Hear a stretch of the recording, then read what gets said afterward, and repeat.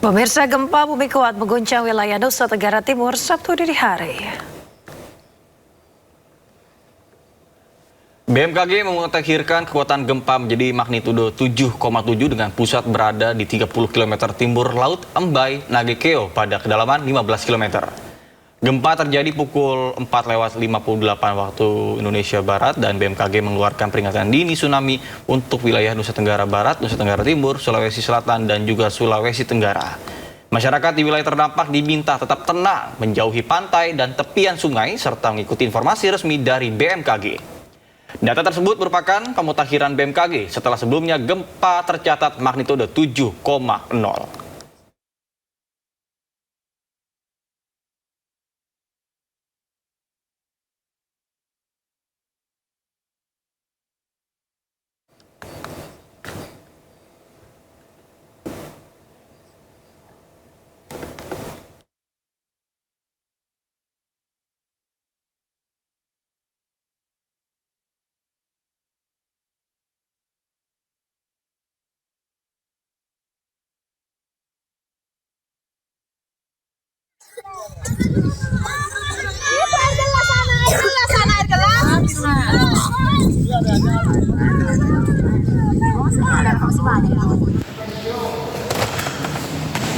Izin melaporkan kondisi gereja Paroki Borong.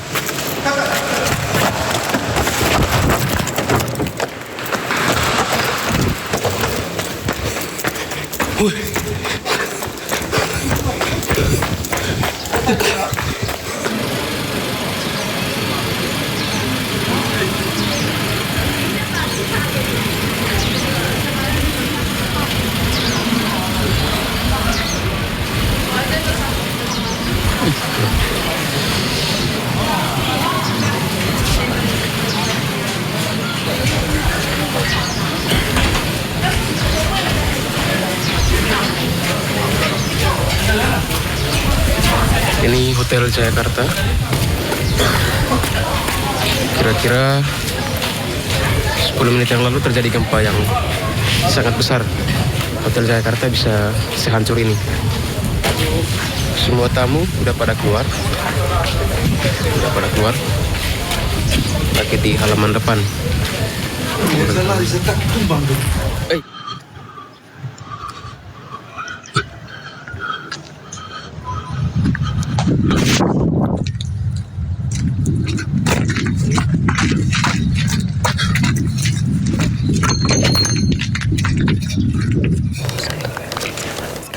Jangan polisi, kacar.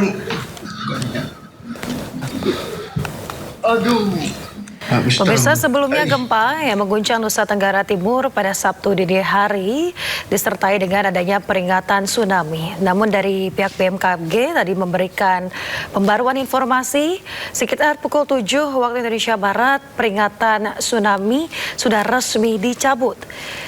Dan situasi terkini di layar televisi adalah kondisi pasca gempa di wilayah Nagekeo, Nusa Tenggara Timur.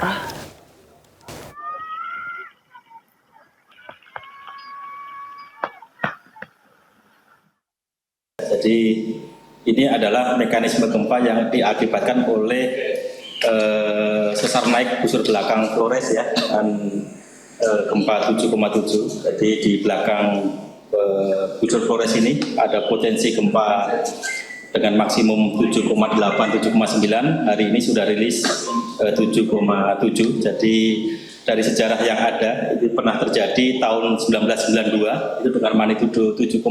Ini juga sangat luar biasa kerusakannya waktu itu. Jadi ini sudah hampir 30 tahun terjadi lagi. Jadi nanti kita akan terus monitor aktivitas gempa susulan. Jadi nanti BMKG akan terus monitor aktivitas gempa susulannya dan akan terus menyampaikan ke masyarakat. Dan tentunya tadi sudah disampaikan, kita sudah akhiri, tapi tentunya kita akan terus memonitor aktivitas tinggi muka air laut yang akan tercatat di stasiun-stasiun TTIP kita. Terima kasih. Oke, baik Pak Wijayanto. Jadi BMKG terus memonitor perkembangan informasi gempa bumi dan tsunami yang terjadi pada pagi hari ini. Baik, mungkin dari Bu Teguh Rahayu selaku Direktur Pusat Seismologi Teknik terkait bagaimana nanti potensi di wilayah tersebut pada kedepannya, Ibu. Kami persilakan. Baik, terima kasih. Saya sampaikan di sini berdasarkan monitoring dari koordinator BMKG di NTT, Stasiun Geofisika Kupang, yang sudah berkoordinasi dengan BPBD setempat, bahwa sementara ada laporan kerusakan. Yang pertama adalah kategori kerusakan sedang hingga berat. Ada beberapa bagian tembok rumah sederhana roboh, yaitu di wilayah Maumere, kemudian Manggarai Berat, dan juga Labuan Bajo, sekitar 4 sampai dengan 5 mmi. Kemudian yang kedua, kategori kerusakan sedang di Pelabuhan Maumere dan Hotel Jayakarta Bajo dengan sekitaran 6 sampai dengan 7 mmi.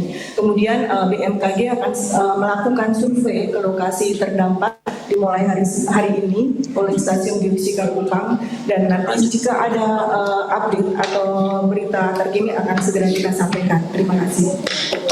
Baik, terima kasih Ibu Direktur Seismologi Teknik Potensial pada waktu. Mungkin ada tambahan dari Ibu Weniza selaku Ketua Tim, sudah cukup.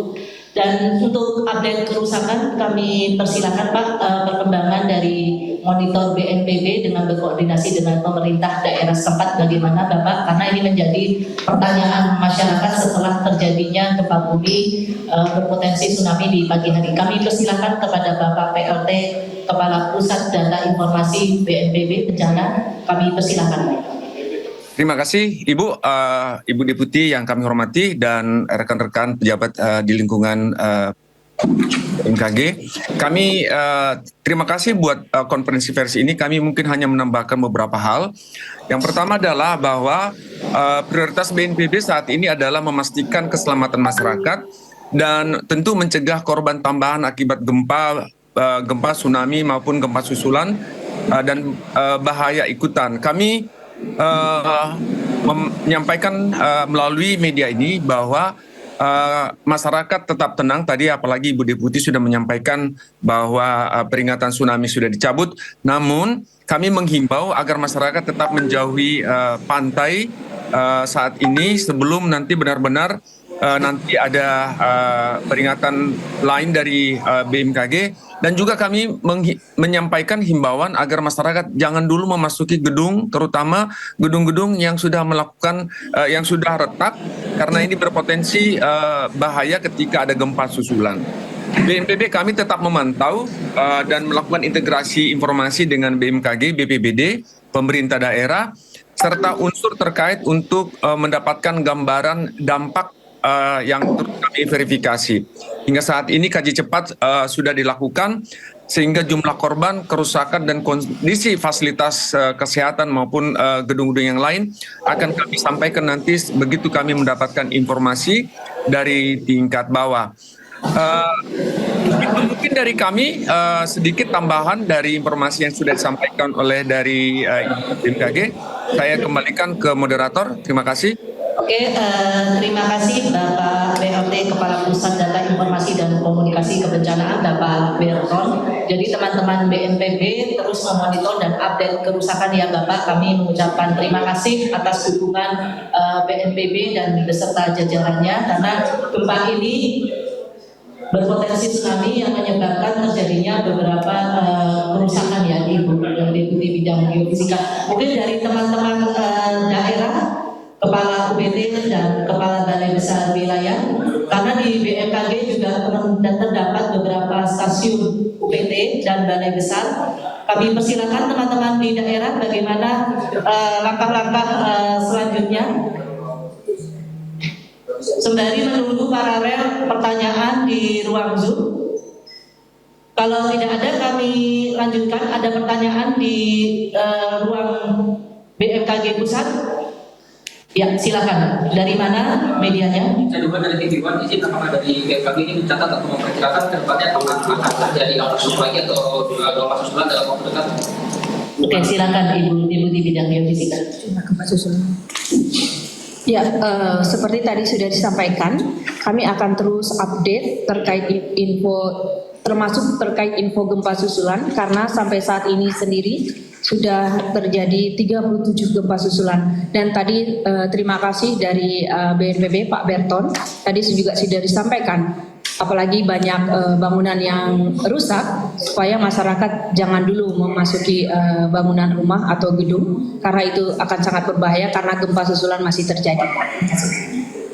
Oke, baik, terima kasih. Jadi masih berpotensi terjadi ya Ibu ya, walaupun nantinya magnitudenya lebih kecil daripada gempa yang utama. Mungkin ada lagi yang di sini media televisi. Kalau tidak kita beralih ke di ruang Zoom ya Ibu ya. Ini apa penyebabnya terjadinya gempa? Tadi mungkin sudah dijelaskan oleh Pak Wijayanto selaku Direktur Informasi Gempa Bumi dan Tsunami, mungkin lebih dipertegas Pak. Terus mungkin kira-kira akumulasi energinya berapa tahun kemudian? Seperti itu Pak. Baik, terima kasih. Jadi menambahkan kita terus monitor aktivitas gempa susulan ya tadi ya. Jadi tadi dengan data 2 jam saja kita sudah memonitor sekitar 37 gempa susulan. Tentunya ini masih data sangat awal sekali. Dengan gempa 7,7 tentunya nanti masih banyak sekali aktivitas gempa susulan. Itu bisa berlangsung berhari-hari bahkan nanti berminggu-minggu gitu ya. Tapi tentunya nanti bukan berarti kita berminggu-minggu harus khawatir, harus namun kita terus tetap waspada karena biasanya gempa susulan ini akan terus meluruh, terus mengecil. Nanti akan kita sampaikan update berikutnya kira-kira akan berapa lama peluruhan ini akan terjadi gitu ya. Jadi ini gempa ini adalah aktivitas akibat sesar naik busur belakang atau kita sebut dekat trust Flores gitu ya. Potensinya 7,8 di sana. Hari ini rilis 7,7. Ini mudah-mudahan tidak akan terjadi yang potensi yang maksimalnya. Ini mudah-mudahan sudah yang maksimal, nanti peluruhannya akan semakin meluruh, semakin kecil gitu ya. Jadi tentunya tadi kita sudah mengakhiri peringatan dini kita. Jadi peringatan dini yang kita akhiri adalah peringatan dini tsunami. Jadi kita anggap semua hasil catatan kita sudah tidak ada tsunami atau tinggi tsunami yang membahayakan. Jadi kita sudah akhiri. Jadi mungkin masyarakat yang tinggal di wilayah pantai, nelayan dan lainnya itu sudah bisa beraktivitas normal kembali. Namun tentunya akibat gempanya sendiri kita terus memonitor. Tadi sudah disampaikan juga masyarakat harus tetap waspada karena susulan masih bisa berlangsung. Ini tadi sudah ada satu dirasakan sekitar 6,2 yang terbesar. Nanti mudah-mudahan kita terus monitor tetap akan makin mengecil gitu ya, kurang dari. Kita ke informasi lain, pemirsa. Beralih, lembaga pemasyarakatan Lapas Kelas 2 Bengkawi, Jawa Timur terbakar. Ya, diduga kebakaran akibat pembakaran sampah.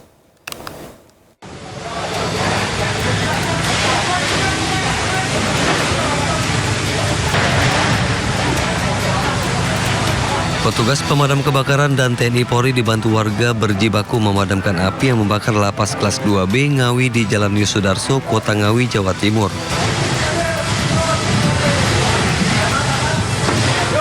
Angin kencang dan banyaknya bahan yang mudah terbakar membuat api menghanguskan seluruh isi bangunan gudang pelatihan musik dan gedung aula pertemuan. Api padam 1 jam kemudian dengan pengarahan 2 unit mobil damkar milik Pemkab Ngawi dan 1 unit mobil pemadam milik Kodim 0805 Ngawi. Tidak ada korban jiwa maupun luka. Kebakaran terjadi jauh dari blok tahanan yang berjumlah 305 napi. Duga sementara api berasal dari pembakaran sampah. Petugas masih menyelidiki penyebab pasti kebakaran. Dari Ngawi, Jawa Timur, Aspi Manar Ainis melaporkan.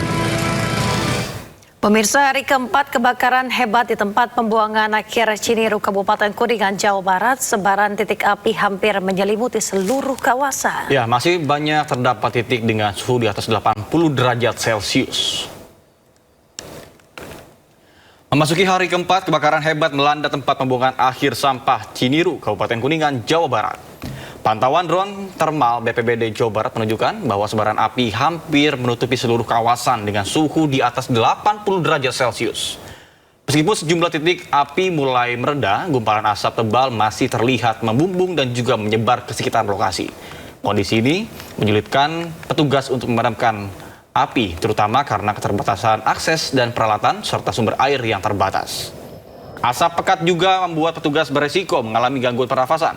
Sejumlah petugas bahkan harus mendapatkan bantuan oksigen. Untuk menunjang kebutuhan logistik dan juga nutrisi petugas, BPBD Kabupaten Kuningan mendirikan dapur lapangan yang beroperasi selama 24 jam. Dan hingga kini, petugas gabungan masih terus berupaya memadamkan api dan juga mendinginkan sejumlah titik panas agar kebakaran tidak kembali meluas.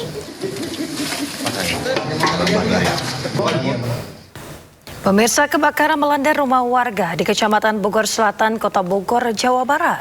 Ya, akibat kebakaran seorang warga dilaporkan meninggal dunia.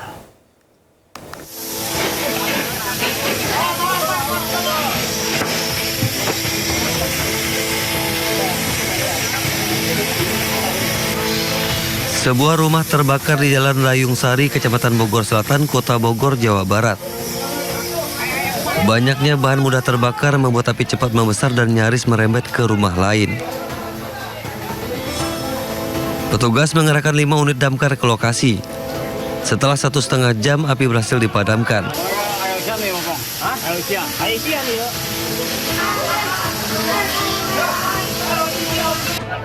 Akibat peristiwa ini, seorang penghuni rumah ditemukan dalam kondisi meninggal dunia dan dievakuasi ke rumah sakit terdekat. Diduga korban tewas terjebak di dalam kamar saat api mulai membesar. Polisi masih menyelidiki penyebab pasti kebakaran. Dari Bogor, Jawa Barat, Andi Firmansyah, iNews melaporkan. Pemirsa, dihantam badai dan gelombang tinggi, sebuah kapal cepat berpenumpang kandas di pintu muara pelabuhan Kota Padang, Sumatera Barat. Ya, proses evakuasi ratusan penumpang pun berlangsung dramatis.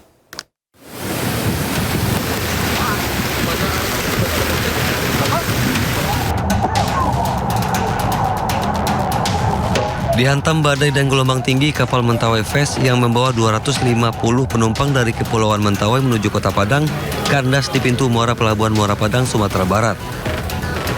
Gelombang setinggi 3 meter membuat kapal tak bisa bersandar dan terombang-ambing di tengah lautan. Evakuasi berlangsung dramatis.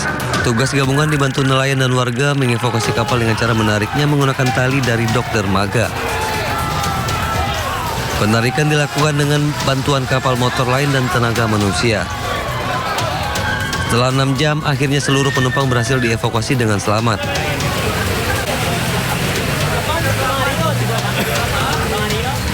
Suasana haru serta tangis bahagia mewarnai kedatangan penumpang yang sudah ditunggu oleh pihak keluarga di dermaga. Lumayan takut lah ya Bang ya, karena kan ombak lumayan besar juga tadi itu. Jadi untuk dan suasana di dalam juga mulai agak-agak ricuh gitu Bang. Mulai panik ya? Panik kan, panas juga gitu. Cuman ya alhamdulillah makin bisa diredain gitu. Pihak Basarnas dengan imperatif menghimbau seluruh operator kapal untuk waspada terhadap potensi cuaca buruk di perairan Sumatera Barat. Dari Padang, Sumatera Barat, Budi Sunandar, iNews melaporkan. Pemirsa, tangis histeris keluarga pecah saat pemakaman 4 warga korban longsor tambang emas ilegal di Pohuwato, Gorontalo. Ya, tidak disangka satu korban tewas ternyata mahasiswa.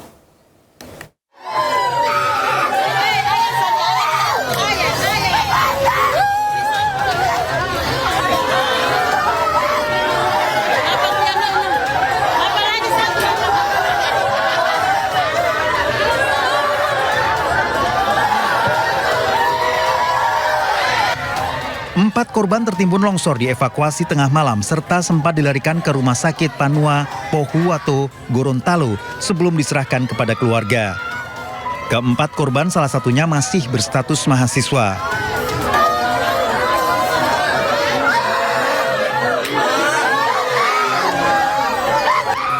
Para korban mulai beraktivitas tambang pada malam hari usai sholat Isya. Meski lokasi pertambangan dikenal cukup berbahaya dan rentan bencana, para penambang tetap memaksakan diri demi mencukupi kebutuhan ekonomi. Jadi awalnya mereka ini, warga saya menambang pergi pagi, pulang sore, kadang malam, karena mereka yang tempat pencarian sekarang ini tinggal di pertambangan. Nah, ketika 4 orang ini kejadiannya informasi dari pihak keluarga yang saya interogasi, setelah sholat isya tadi malam, mereka ini melaksanakan aktivitas. Keempat jenazah dimakamkan di pemakaman keluarga.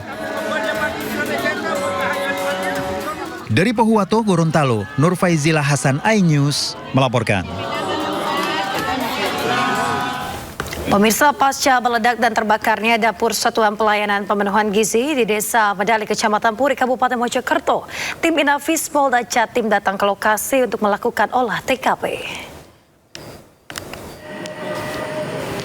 Polisi melakukan penyelidikan di ruang bagian belakang yang diduga asal ledakan yang menyebabkan kebakaran. Dari lokasi, tim Inafis Polda Jawa Timur mengambil sejumlah barang bukti dan dibawa ke lapor Polda Jatim untuk dilakukan penelitian dan juga penyelidikan.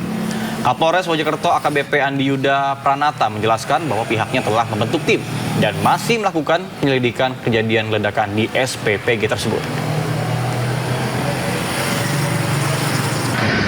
Estafet dengan itu untuk mencari fakta sebenarnya kami sudah menentukan tim untuk menyelidiki menggunakan pendekatan scientific investigation.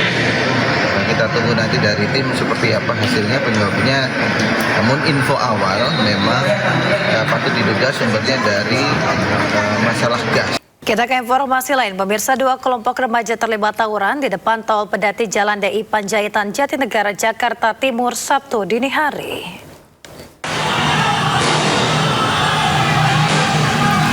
Ya, para remaja ini saling serang menggunakan batu petasan hingga senjata tajam.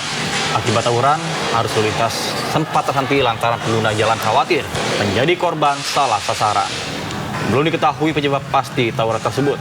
Namun tawuran terhenti setelah sejumlah anggota kepolisian tiba di lokasi. Warga pun berharap polisi rutin patroli agar kawasan tersebut tidak dijadikan arena tawuran para remaja.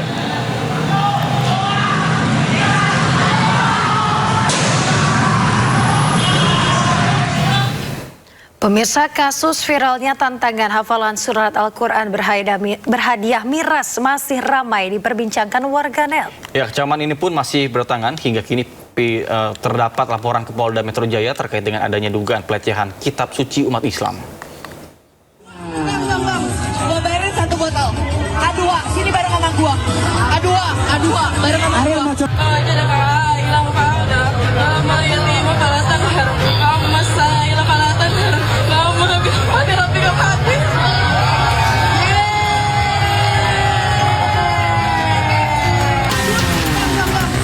Viral di media sosial sebuah acara yang membuat tantangan hafalan surat Ad-Duha berhadiah 1 botol minuman keras di Jakarta Utara. Kejadian ini terekam di sebuah acara festival musik pada 9 Agustus lalu, tepatnya di stand merek Newport. Peristiwa ini pun memicu kecaman luas karena dianggap melecehkan kitab suci umat Islam Al-Quran. Sejumlah pihak pun sudah melaporkan kejadian ini ke polisi. Challenge sebuah ayat suci Al-Quran dengan hadiah minuman keras, minuman yang mengandung beralkohol yang jelas-jelas itu kontra, haram dan dilarang. Nah, ini sebagaimana kita ketahui melukai dan menyakiti mayoritas umat muslim di Indonesia, dan Majelis Ulama Indonesia pun sudah memberi respon. Jadi hari ini kami di sini bersama-sama untuk lebih mendalami apakah perbuatan tersebut murni hanya pelakunya saja atau penyelenggaranya atau sponsornya juga ikut ada kaitannya. Kini kepolisian sedang melakukan penyelidikan terhadap kasus dugaan penistaan agama yang dilakukan di salah satu festival musik Sound Project tersebut. Kini Polda Metro Jaya telah menetapkan 4 orang tersangka berinisial Res, AK, I, dan M yang terlibat dalam pusaran acara tersebut. 2 dari 4 tersangka kini resmi ditahan di rutan Polda Metro Jaya guna pemeriksaan lebih lanjut. Pihak Majelis Ulama Indonesia pun mengecam keras aksi ini karena dinilai melanggar nilai agama, etika moral, dan merendahkan kemuliaan Al-Quran dengan barang yang diharamkan. Tim Liputan iNews melaporkan. Pemirsa, sepak terjang bos gendut salah satu gembong narkoba di Kampung Bahari, Tanjung Priok, Jakarta Utara berakhir diringkus petugas. Ya, pria yang diburu sejak November 2025 ditangkap sedang sedot lemak di sebuah klinik kecantikan di kawasan Jakarta Barat. Udah, ambil, turun.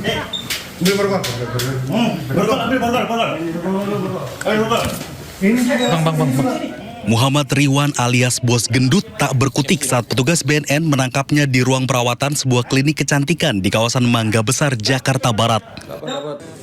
Pria yang masuk daftar pencarian orang sejak November 2025 ini merupakan gembong jaringan narkoba Kampung Bahari.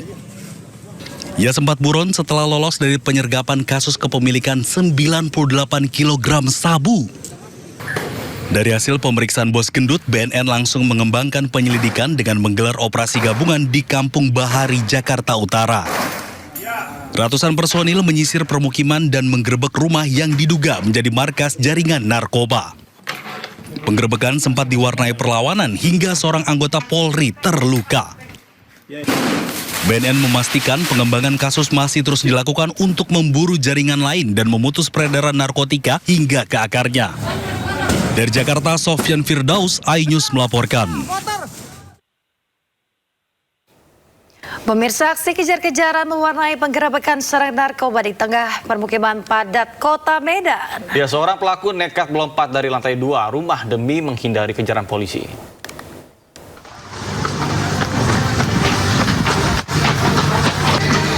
Lorong-lorong sempit di kawasan Jalan Badur Medan mendadak gempar saat tim Satres Narkoba Polrestabes Medan menggerebek rumah yang diduga menjadi tempat transaksi narkoba. Menyadari kedatangan petugas, para pelaku kocar-kacir menyelamatkan diri, bahkan salah satunya nekat melompat dari lantai 2 rumah. Namun usaha ini sia-sia karena pelaku langsung jatuh di lokasi yang sudah dikepung polisi.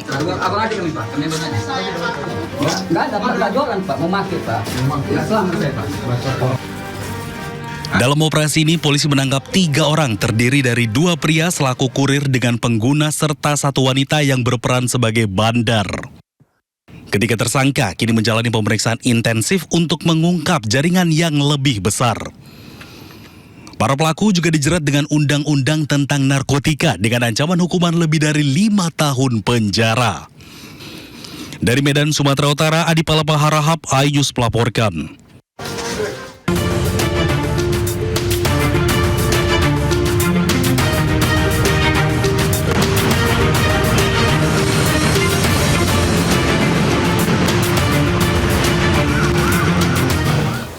Pemirsa, saatnya kita simak pantauan arus lalu lintas. Kami telah terhubung dengan Bribtu Eklesia dari NTMC Polri yang kini berada di kawasan Taman Mini, Jakarta Timur. Ya, baik, selamat pagi. Bagaimana pantauan lalu lintas dari tempat Anda melaporkan? Silakan.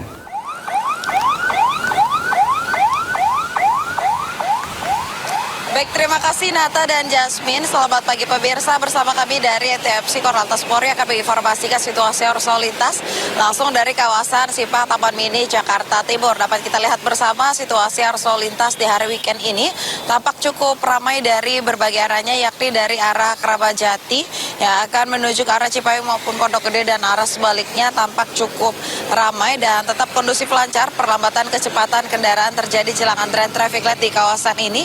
Kami menghimbau kepada seluruh pengendara tetap bersabar dan berhenti di belakang garis stop pada saat mengantri jelang traffic light. Dan kami juga tetap menghimbau kepada seluruh pengendara tetap berhati-hati, pastikan Anda selalu berada pada jalur yang benar dan tidak merobos jalur yang berlawanan arah demi keselamatan diri Anda dan juga pengendara lainnya. Dan untuk situasi arus lalu lintas selanjutnya dari arah Taman Mini ataupun gerbang tol Jagorawi yang akan berbelok ke arah Kramajati maupun yang akan menuju ke arah Pondok Gede juga dalam keadaan kondusif lancar pada pagi hari ini. Banyaknya para pejalan kaki yang melintas. Kami menghimbau bagi para pejalan kaki, pastikan Anda selalu berhati-hati pada saat Anda sedang menyeberang jalan dan dapat menggunakan zebra cross yang telah tersedia. Dan kami menghimbau kepada seluruh pengendara, pastikan Anda selalu menjaga jarak aman kendaraan Anda dengan kendaraan lainnya dan selalu menjaga batas maksimal kecepatan kendaraan Anda, mengantisipasi banyaknya angkutan barang dan juga busway yang melintas di kawasan ini. Berdasarkan data IRSMS Korlantas Polri, angka kecelakaan lalu lintas di seluruh Indonesia per 1 kali 24 jam terjadi 266 kasus laka lantas yang mengakibatkan 17 orang meninggal dunia, 32 orang luka berat dan 394 orang luka ringan. Dari kasus laka lantas tersebut 99% terjadi di jalan non-tol. Untuk itu kami menghimbau kepada seluruh pengendara, pastikan Anda selalu meningkatkan konsentrasi Anda pada saat sedang berkendara dan tidak melakukan aktivitas lain yang dapat memecah konsentrasi Anda. Bagi Anda pemirsa yang mendapatkan informasi situasi arus lalu lintas selengkapnya, dapat menghubungi call center kami di 1500669 ataupun melalui nomor WhatsApp di 0858 7150669. Selamat beraktivitas, hati-hati di jalan, dan salam presisi. Demikian Bribtu Eklesia melaporkan, kembali kepada Nata dan juga Jasmine. Silakan. Ya, baik, terima kasih Bribtu Eklesia atas laporan Anda dari kawasan Taman Mini Jakarta Timur. Selamat bertugas kembali dan salam presisi.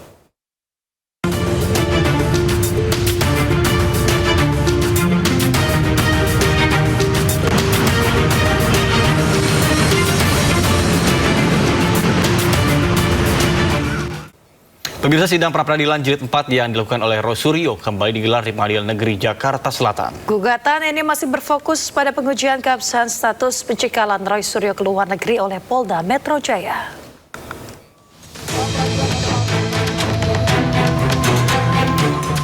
Setelah sempat ditunda pada 7 Agustus lalu, sidang pra-peradilan jilid 4 Roy Suryo kembali digelar di Pengadilan Negeri Jakarta Selatan. Kali ini Roy Suryo menggugat terkait status pencekalan ke luar negeri dirinya oleh Polda Metro Jaya. Agenda sidang adalah pembacaan permohonan pra-peradilan yang disampaikan tim kuasa hukum Roy Suryo.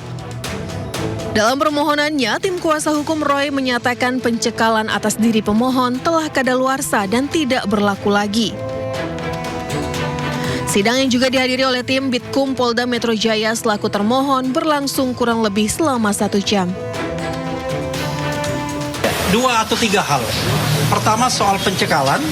Jadi pencekalan itu pertama harusnya memang sudah berakhir. Dan yang kedua harusnya Mas Roy dalam kondisi yang tidak lagi dicekal. Tetapi pencekalan awalnya itu sendiri sudah cacat hukum karena tidak disampaikan kepada tersangka, dalam hal ini Mas Roy. Jadi kita mengatakan tidak hanya sudah berakhir tapi juga cacat hukum. Ada bukti nggak bahwa saya tidak menerima pemberitahuan SPDP dan lain sebagainya? Jelas. Padahal dengan mudahnya harusnya termohon itu bisa menyampaikan kepada saya karena saya itu selalu tertib. Mulai dari awal November sampai dengan terakhir wajib lapor, dan itu sejumlah 30 kali saya sudah wajib lapor. 2 atau 3 minggu pertama itu seminggu 2 kali, Senin Kemis, berikutnya setiap minggu. Itu kan ada kesempatan. Kalau memang penyidik mau melakukan pada saat wajib lapor, surat itu disampaikan. Ini loh ada perkembangan SPDP. Ini loh ada surat pencekalan. Saya pastikan saya tidak menerima sama sekali. Jadi itulah makanya kami ajukan pra-peradilan yang keempat ini. Terkait agenda lanjutan persidangan, saat ini belum dapat dipastikan dan masih menunggu jadwal resmi yang akan ditentukan oleh majelis hakim dalam beberapa pekan ke depan lantaran ada beberapa hari libur nasional. Dari Jakarta, Selena Yahya, Ade Supriyatna, iNews melaporkan. Ya, pemirsa, sidang lanjutan gugatan pra-peradilan Dr. Tifa kembali digelar di Pengadilan Negeri Jakarta Selatan. Agenda sidang adalah pembuktian dari pemohon.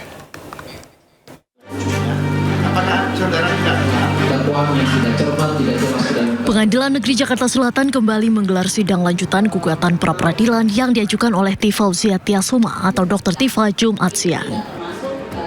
Agenda sidang merupakan pembuktian dari pemohon.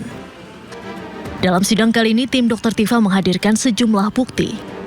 Salah satunya putusan sela dari Pengadilan Negeri Jakarta Timur. Dr. Tifa juga membantah mangkir dari persidangan sebelumnya. Ia pun menyatakan pihaknya menunggu banding dari JPU. Ya, tidak benar bahwa saya tidak hadir.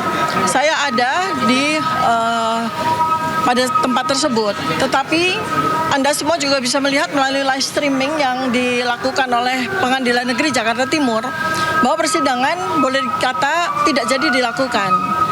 Ya, karena pastilah hakim dari Pengadilan Negeri Jakarta Timur tahu bahwa kami sedang menjalankan sidang pra-peradilan di PN Jakarta Selatan. Oleh karena itu maka sidang kemarin berlangsung amat sangat singkat. Pada amar putusan yang sudah diketok palu oleh Hakim Pengadilan Negeri Jakarta Timur sudah jelas ya, 23 Juli 2026 sudah jelas bahwa sidang saya sudah dinyatakan batal demi hukum, ya. Artinya sudah tidak ada lagi yang bisa dilakukan. Sebelumnya dalam sidang di Pengadilan Negeri Jakarta Timur, tim jaksa meminta Dr. Tifa kembali melakukan wajib lapor. Dari Jakarta, tim Liputan iNews melaporkan. Ya, sebelumnya dalam sidang pembacaan dakwaan di Pengadilan Negeri Jakarta Timur, tim jaksa meminta Dr. Tifa kembali melaporkan atau melakukan wajib lapor. Permintaan ini pun dinilai kuasa hukum Dr. Tifa sebagai keraguan-raguan JPU terhadap status Dr. Tifa.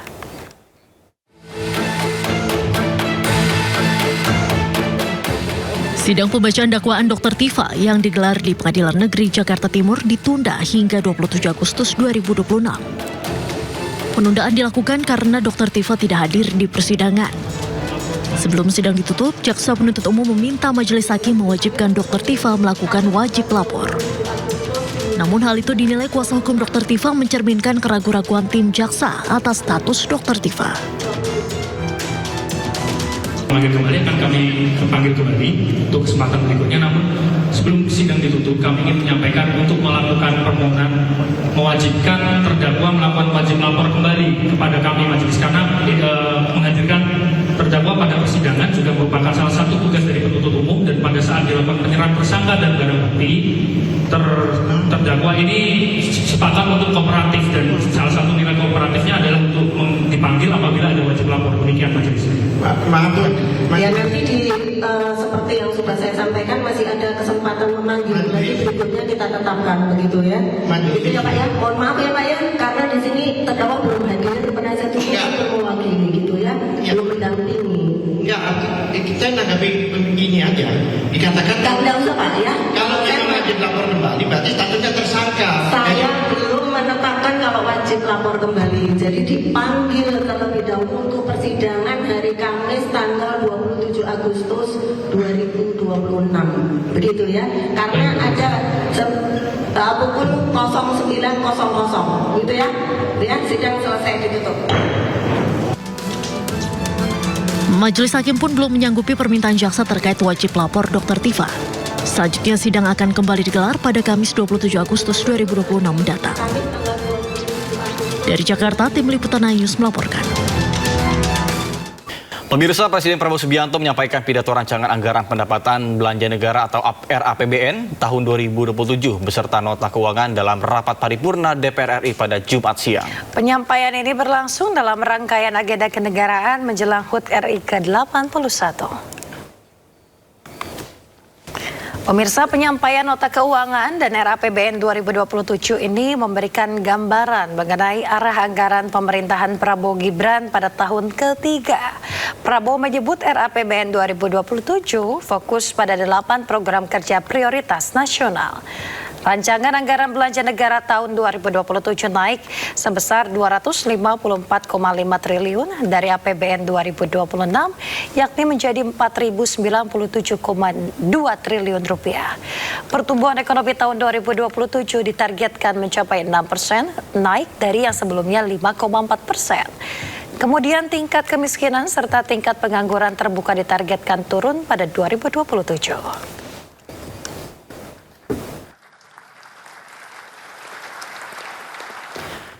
Presiden Prabowo Subianto menegaskan bahwa Indonesia harus berani menjadi penentu harga untuk komoditas strategis nasional dan menolak jika harganya diatur oleh negara lain. Hal itu disampaikan dalam pidato nota keuangan dan RAPBN 2027 di Kompleks Parlemen pada Jumat sore.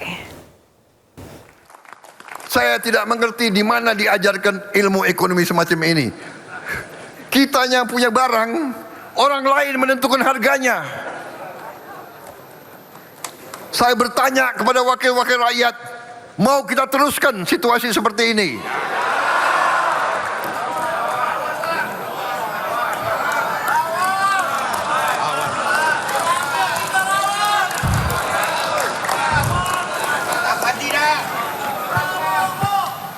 Emak-emak susah payah membatik, orang lain yang menentukan harga batik yang mau dijual. Luar biasa. Keadaan ini harus berani kita ubah. Saya minta dukungan Dewan Perwakilan Rakyat untuk kita ubah ini.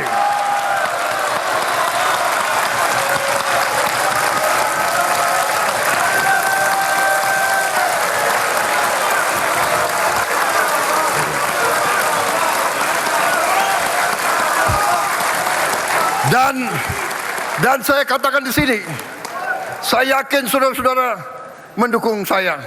Kalau mereka tidak mau bayar harga yang kita pasang, nggak usah beli.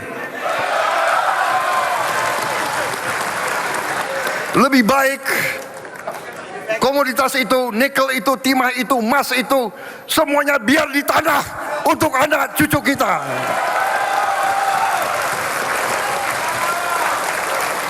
Batu bara kita, gas kita, minyak kita, biar di tanah. Kopi kita, biar kita minum sendiri. Kesal dengan pelaku korupsi MBG, Presiden Prabowo Subianto menyebut mereka biadab. Prabowo juga menilai para koruptor di tubuh MBG adalah orang-orang yang tidak memiliki nilai kemanusiaan. Saya menilai mereka yang mau korupsi dari makan untuk anak-anak ini adalah orang-orang biadab. Ini adalah orang-orang yang tidak pantas kita hormati. Nilai tambah. Kekesalan Presiden Prabowo Subianto kepada para pelaku korupsi MBG tidak terbendung. Menurutnya, selain tidak pantas dihormati, pelaku korupsi MBG adalah orang-orang biadab. Tidak hanya itu, Prabowo menilai para pelaku korupsi MBG adalah orang-orang yang tidak memiliki nilai kemanusiaan. Menurut saya ini sudah sama sekali tidak ada nilai kemanusiaan. Kemarahan Presiden beralasan, pasalnya program unggulan makan bergizi gratis disusupi para pelaku korupsi. Tidak tanggung-tanggung, pelakunya adalah para petinggi di Badan Gizi Nasional. Mereka adalah Dadan Hindayana, Kepala Badan Gizi Nasional, dan dua wakilnya, Sony Sonjaya juga Lodoik Pusung. Ketiganya disebut terlibat praktek jual beli titik dapur MBG hingga penjualan food tray. Belakangan, Kejagung juga menetapkan 4 tersangka lain dari pihak swasta, termasuk 1 orang jenderal polisi. Walaupun disusupi pelaku korupsi, Presiden tidak berhenti melanjutkan program makan bergizi gratis. Presiden lalu melantik Nani Estiang sebagai Kepala BGN baru. Setelah Nani mengundurkan diri, kini Badan Gizi Nasional dinakodai pimpinan baru, yakni Sudaryono. Tim Liputan iNews melaporkan. Pemirsa, Presiden Prabowo Subianto menegaskan kesehatan rakyat Indonesia menjadi prioritas untuk memajukan bangsa. Salah satu yang akan diperbaiki adalah perbaikan puskesmas di seluruh daerah Indonesia. Puskesmas kita sudah puluhan tahun tidak diperbaiki. Puskesmas harus menjadi benteng pertama yang menjaga kesehatan bangsa. Puskesmas adalah pintu pertama negara ketika rakyat sakit. Di sanalah ibu memeriksa kandungan, bayi mendapat imunisasi, anak diperiksa pertumbuhannya, penyakit dideteksi sebelum menjadi lebih berat. Mulai tahun 2027 pemerintah akan merenovasi 10.000 puskesmas di 7.280 kecamatan di seluruh Indonesia. Setiap puskesmas akan memperoleh anggaran perbaikan sekitar 4 miliar rupiah. Tentunya daerah yang lebih terpencil, daerah yang lebih terluar dan tertinggal harus mendapat lebih. Selain itu, kita juga akan merenovasi dan membangun lebih baik lagi 514 laboratorium kesehatan masyarakat atau Labkesmas di 514 kabupaten dan kota di seluruh Indonesia. Program renovasi puskesmas dan Labkesmas ini harus selesai paling lambat pada tahun 2030. Rakyat tidak boleh menempuh perjalanan jauh hanya untuk memperoleh pelayanan kesehatan dasar. Negara harus hadir sedekat mungkin dengan tempat rakyat hidup. Untuk itu kita juga akan membuat ambulans udara dengan helikopter, dengan pesawat kecil yang bisa mendarat di lapangan-lapangan rumput, di lapangan-lapangan pasir, bisa mendarat di pinggir sungai, supaya tidak ada rakyat kita yang tidak bisa dievakuasi kalau dia sakit.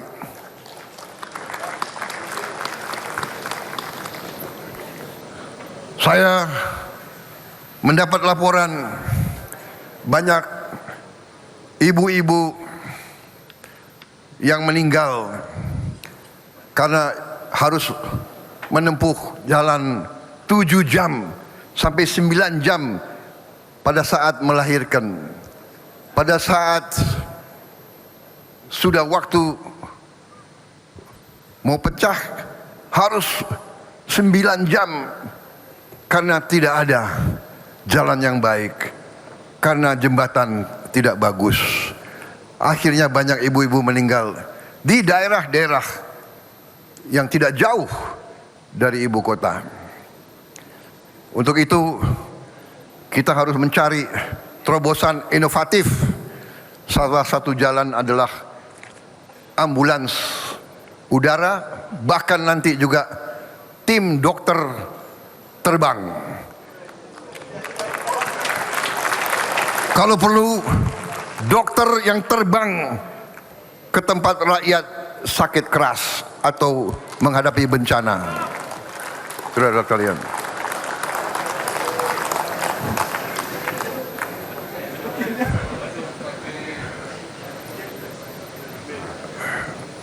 kedua, kita akan membangun dan merevitalisasi 441 rumah sakit umum daerah.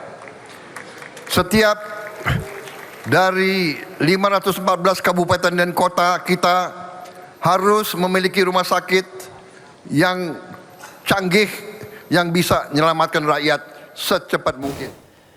Sebelumnya dalam sidang tahunan MPR RI, Presiden Prabowo Subianto menyampaikan pemerintahannya telah berhasil membuat 121 kebijakan transformatif dalam waktu kurang dari 2 tahun.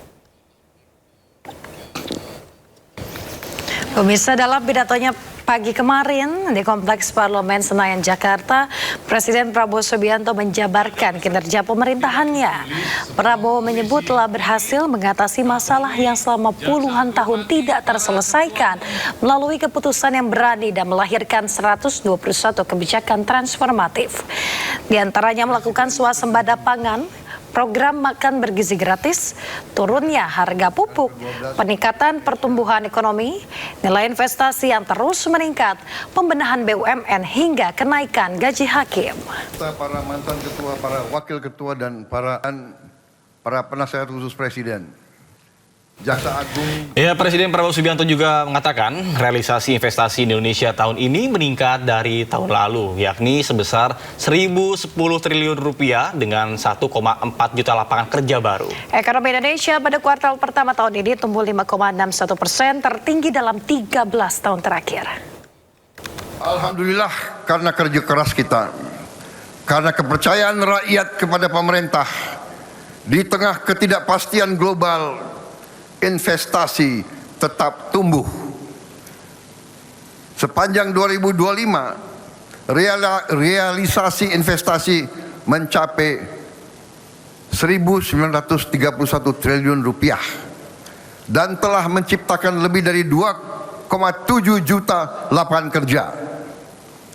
Pada semester pertama 2026 ini saja, realisasi investasi mencapai 1.010 triliun rupiah dan telah menciptakan lebih dari 1,4 juta lapangan kerja.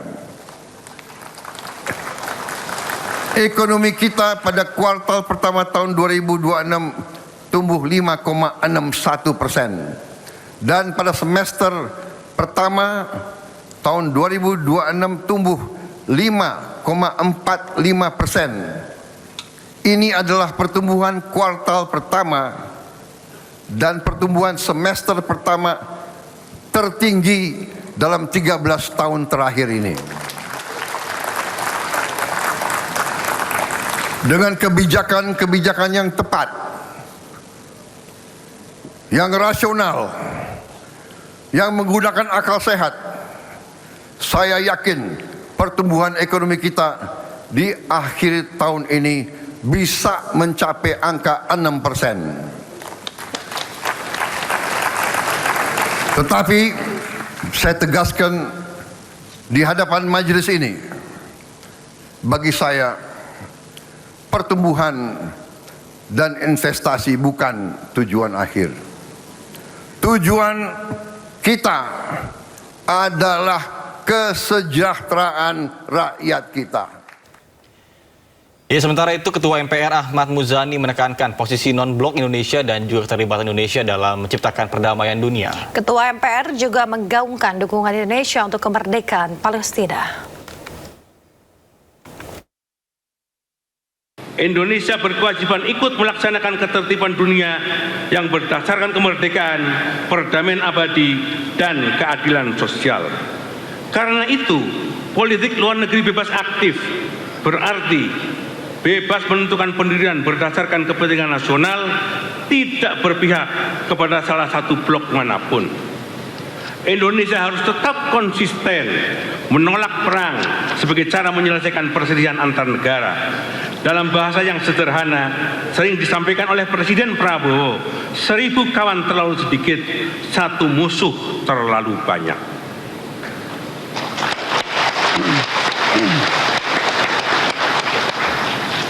Serangan terhadap negara yang berdaulat tidak dapat dibenarkan. Kedaulatan wilayah dan kemerdekaan politik setiap warga wajib dihormati. Tidak boleh ada negara manapun yang merasa berhak untuk menentukan nasib bangsa lain. Karena itu, melalui mimbar yang terhormat ini, kami menyerukan penghentian perang di kawasan Timur Tengah dan di belahan dunia lainnya. Mengutamakan diplomasi sebagai jalan untuk membicarakan semua perbedaan. Kita tidak boleh kehilangan kata-kata dan kesabaran untuk mencari jalan perdamaian melalui meja perundingan. Perdamaian adalah keberanian untuk menahan diri, kesediaan mendengar, dan kemampuan menempatkan kehidupan manusia di atas ambisi kekuasaan. Dunia tidak membutuhkan perang, dunia membutuhkan keberanian untuk berdamai. Sidang majelis, saudara-saudara sebangsa dan setanah air. Perang juga telah membawa korban bagi pemimpin Iran. Karena itu, dalam forum yang mulia ini, kami menyampaikan bela sungkawa yang mendalam atas wafatnya Rahbar, pemimpin tertinggi Republik Islam Iran, Ayatullah Ali Khamenei.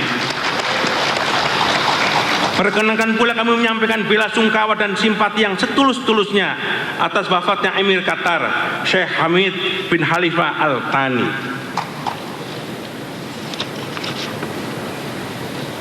Sidang majelis, saudara-saudara sebangsa dan setanah air.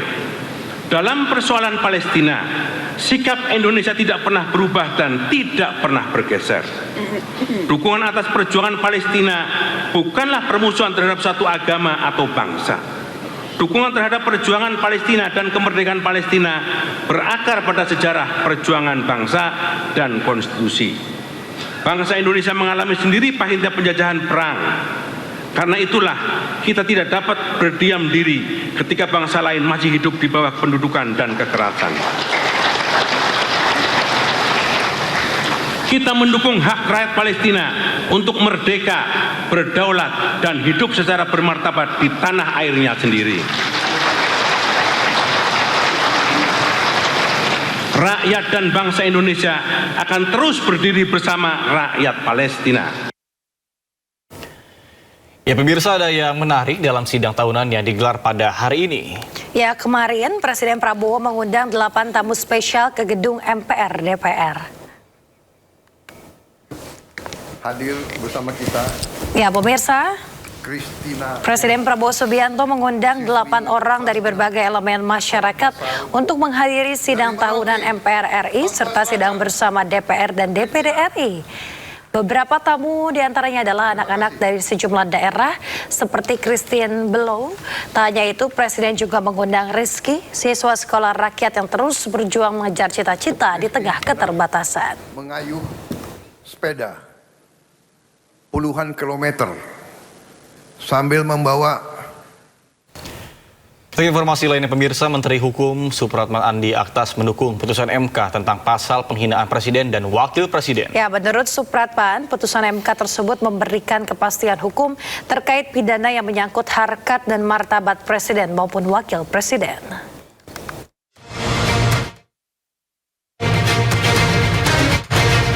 Menteri Hukum Supratman Andi Aktas mendukung penuh putusan Mahkamah Konstitusi tentang pasal penghinaan presiden. Menurut Supratman, putusan MK semakin mempertegas aturan yang sudah ada. Putusan ini juga memberikan kepastian hukum terkait ketentuan pidana yang menyangkut harkat dan martabat presiden maupun wakil presiden.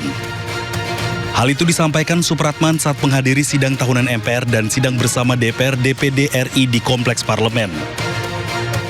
Undang-undang KUHP kita sebenarnya itu sudah maksudnya sama, ya kan? Cuman MK mempertegas bahwa hanya presiden dan wakil presiden yang boleh melaporkan.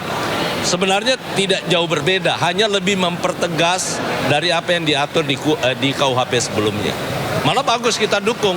Jadi tidak ada tafsir-menafsir lagi bahwa kalau terkait dengan pasal penghinaan, yang terkait dengan harkat dan martabat presiden maupun wakil presiden, maka presiden dan wakil presiden sendiri yang harus melaporkan.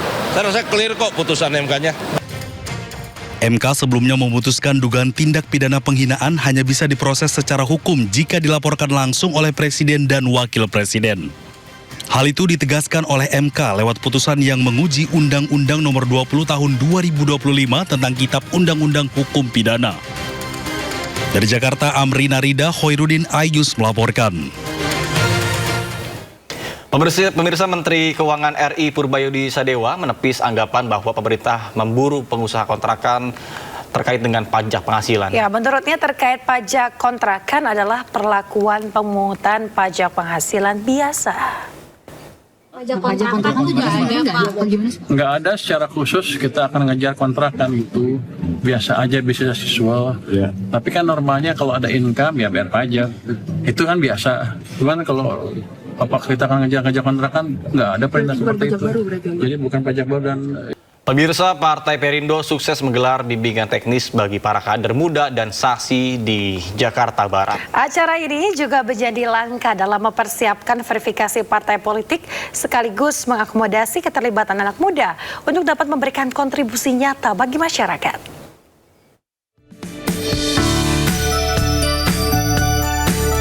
Menjelang tahun politik 2029, Partai Perindo terus memperkuat struktur organisasi, salah satunya melalui bimbingan teknis yang diikuti ratusan kader muda. Kehadiran mereka menjadi bukti kepedulian generasi muda terhadap masa depan bangsa melalui jalur politik kini semakin tinggi. Kegiatan ini menunjukkan peran aktif Partai Perindo dengan membina generasi muda, sekaligus menargetkan seluruh kader memiliki pemahaman yang seragam dalam memberikan kontribusi nyata bagi masyarakat. Kita hari ini ada bimbingan teknis untuk kader-kader Partai Perindo di Jakarta Barat karena kita sedang mempersiapkan verifikasi partai politik sekaligus memperkuat struktur partai gitu. Jadi saat ini kami sedang mentransformasi struktur Partai Perindo. Kami melalui kawan-kawan kepemudaan, kawan-kawan muda, kita ajak bagaimana berperan dalam politik. Dan hari ini melalui wadah Partai Perindo, kita ajak mereka untuk belajar berpolitik, belajar membangun negeri, belajar membangun bangsa melalui partai politik, yaitu Partai Perindo. Partai yang dipimpin Angela Tanusudibio terus mendorong generasi muda menjadikan politik sebagai sarana utama untuk menyalurkan aspirasi, serta menghadirkan perubahan sosial yang konkret di tengah masyarakat perkotaan seperti Jakarta. Dari Jakarta, Selena Yahya, Jemi Jasin, iNews melaporkan. Anda kembali di Sindu Today, pemirsa. Mengawali perjalanan sebagai mahasiswa baru tidak hanya dibekali pengetahuan akademik, tapi juga diajak melek literasi keuangan digital di tengah pesatnya perkembangan teknologi dan maraknya penipuan siber. Ya, momen ini hadir dalam gelaran iNews Campus Connect yang berlangsung bersama dengan rangkaian Prabu 2026 di Universitas Padjadjaran.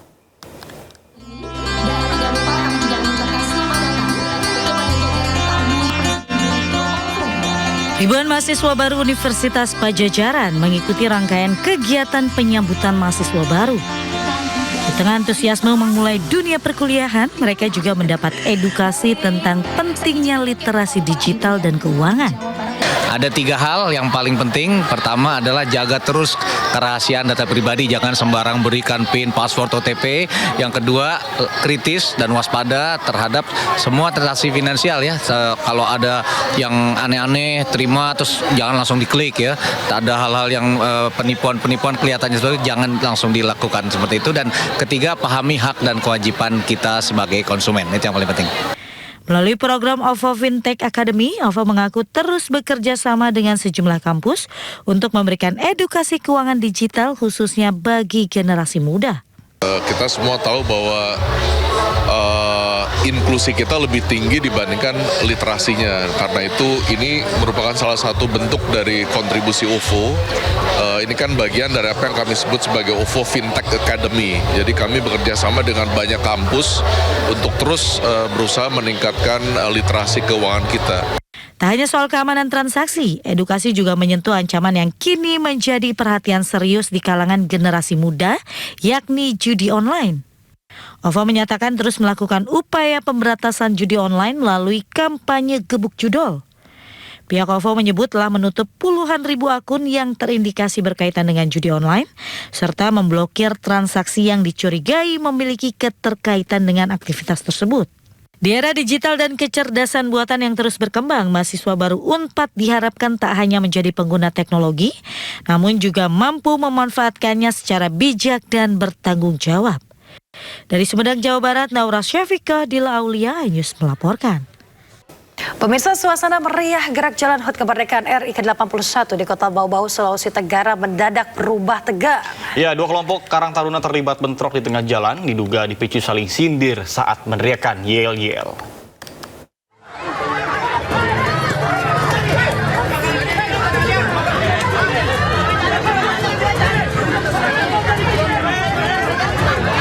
Keributan terjadi di Jalan Leter Buton, kawasan Pelabuhan Murhum saat ratusan peserta mengikuti pawai gerak jalan memperingati Hari Kemerdekaan. Awalnya, 2 kelompok Karang Taruna diduga saling sindir dengan teriakan yel-yel. Namun situasi memanas setelah masing-masing kelompok merasa tersinggung hingga berujung saling dorong dan perkelahian. Petugas kepolisian yang berjaga langsung turun tangan memisahkan kedua kelompok. Berkat respon cepat aparat, keributan berhasil dikendalikan sebelum meluas. Ya biasa mungkin suaranya terlalu keras pada saat yel-yel. Nah dari itulah kami cepat pengamanan, cepat mengantisipasi dengan cepat memisahkan mereka barisan ini gitu. Setelah berhasil dipisahkan, kedua kelompok kembali melanjutkan perjalanan mengikuti rute gerak jalan hingga menuju garis finish. Dari Kota Bau-Bau, Sulawesi Tenggara, Andi Eba, iNews melaporkan. Pemirsa, menyambut HUT ke-81 Republik Indonesia, Korem 051 Wijayakarta mengembangkan Kampung Pancasila menjadi ruang kreatif dan produktif bagi generasi muda. Ya, tempat yang sebelumnya menjadi ruang nongkrong kini dimanfaatkan untuk belajar, berinteraksi dan juga berwirausaha. Di RW 03 Kelurahan Depok Jaya, Kota Depok, Jawa Barat, nilai Pancasila dan juga wawasan kebangsaan diperkenalkan sejak dini melalui kegiatan di Posyandu dan juga PAUD. Ruang terbuka Kampung Pancasila juga dimanfaatkan untuk mengembangkan potensi generasi muda. Generasi muda diajak untuk mengembangkan budidaya maggot, peternakan ikan, dan bank sampah yang sekaligus membuka peluang ekonomi. Kampung Pancasila diharapkan menjadi ruang untuk menanamkan nilai kebangsaan sekaligus mendorong kemandirian generasi muda.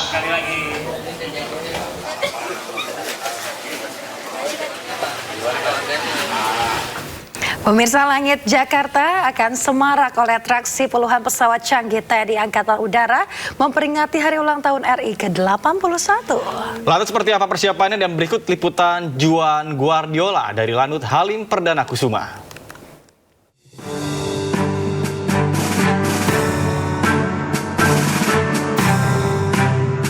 Atraksi udara puluhan pesawat canggih milik Republik Indonesia menjadi momen yang ditunggu-tunggu saat peringatan kemerdekaan RI di Istana Merdeka.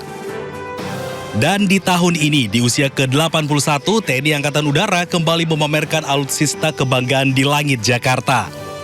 Sejumlah persiapan terus dimatangkan melalui sejumlah gladi di landasan udara Halim Perdana Kusuma. Nantinya di HUT RI ke-81, sejumlah atraksi flypass hingga akrobatik udara akan disuguhkan. Puluhan penerbang TNI terlatih akan ikut terlibat dalam manuver pesawat membentuk formasi khusus di udara. Nantinya sebanyak 81 alutsista udara terlibat dalam atraksi Flypast HUT RI ke-81, termasuk penampilan perdana jet tempur terbaru Dassault Rafale. Saya baru aja naik pesawat yang akan tampil perdana di 17 Agustus 2026 dalam rangka memperingati HUT ke-81 Republik Indonesia. Ini pesawat bukan kaleng-kaleng. Ini merupakan pesawat jet tempur ukuran medium dengan mesin ganda, yakni disebut dengan Dassault Rafale. Ini Indonesia hanya punya 6 unit yang saat ini dinanti-nanti dalam pertunjukan yang akan ditampilkan di HUT nanti.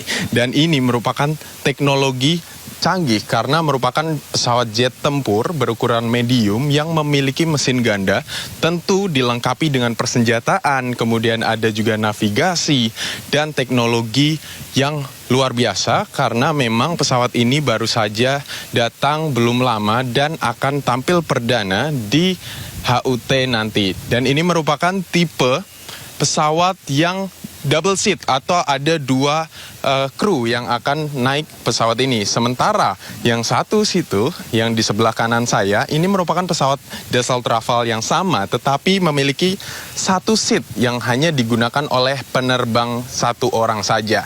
Dari Jakarta, Juan Guardiola, Nadia, iNews melaporkan. Pemirsa, memeriahkan Hari Kemerdekaan, warga Surabaya ikut lomba ketangkasan ala Ninja Warrior. Ya, sementara di Kendal, Jawa Tengah digelar lomba tangkap lele dengan tangan kosong di sungai.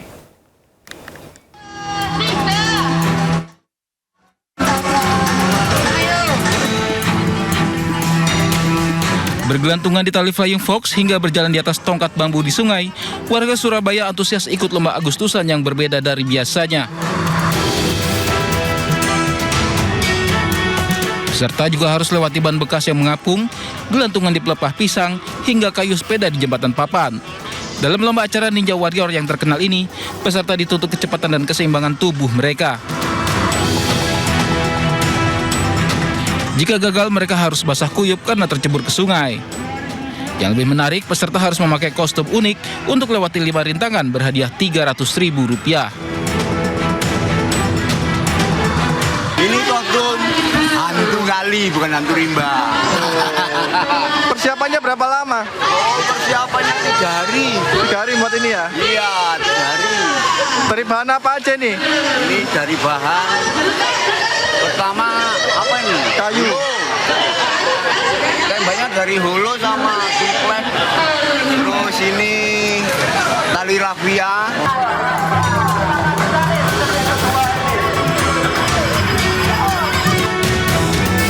Sementara di Kendal, warga Desa Karangayu, Kecamatan Cepiring menggelar lomba tangkap lele di sungai irigasi. Aksi para peserta saat berusaha menangkap lele mengundang gelak tawa warga. Karena menangkap lele yang licin dengan tangan kosong bukanlah perkara mudah. Sebelum perlombaan dimulai, warga bergotong royong membersihkan sungai agar alirannya tetap terjaga. Melalui lomba yang sederhana ini, warga desa membuktikan bahwa semangat kemerdekaan dapat dirayakan dengan kegiatan sederhana yang menghibur namun penuh makna. Dari Surabaya, Jawa Timur dan Kendal, Jawa Tengah, Rahmat Ilyasan dan Edi Prayetno, iNews melaporkan. Pemirsa, gempa bumi kuat mengguncang wilayah Nusa Tenggara Timur pada Sabtu dini hari. Pemirsa, pusat gempa berada 30 km timur Laut Bay Nagekeo pada kedalaman 15 km. Gempa terjadi pada pukul 4:58 waktu Indonesia Barat. Dan BMKG mengeluarkan peringatan dini tsunami untuk wilayah Nusa Tenggara Barat, Nusa Tenggara Timur, Sulawesi Selatan, dan Sulawesi Tenggara. Masyarakat di wilayah terdampak diminta tetap tenang, menjauhi pantai dan tepian sungai, serta mengikuti informasi resmi BMKG.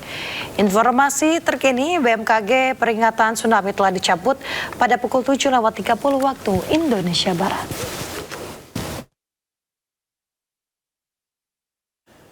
Pemirsa, sebuah dapur SPPG di Desa Medali, Kabupaten Mojokerto meledak dan terbakar. Atap bangunan roboh dan 3 karyawan SPPG terluka.